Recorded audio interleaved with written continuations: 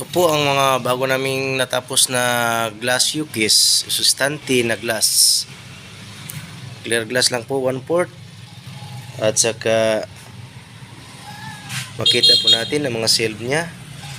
Itong isa, bali 4 po ito. Itong isa, 1, 2, 3, 4, 5, 6 na shelf. At itong isa naman ay may 4 na shelf.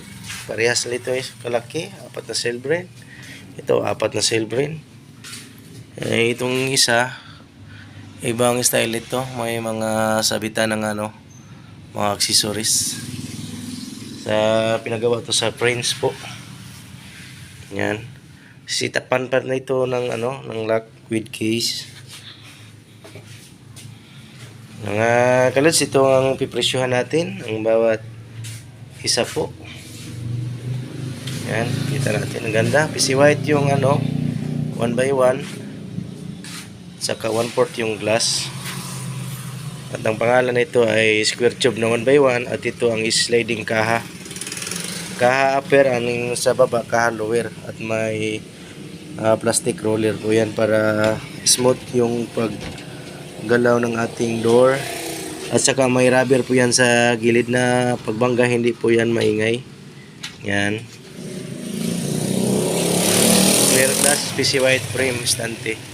Ang per square foot po yun ito mga kalods ay nasa 200 po ang per square foot po natin. Sa ganito po na 1/4 ang glass. Ang kabuuan nito mga kalods na presyo ay nasa 62,000 lahat. Ang glass po ay medyo maraming pligo po ang nagamit dito. Parang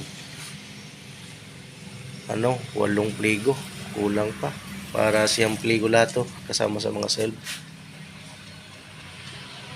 At ang po, square tube sa dosing nga pligo,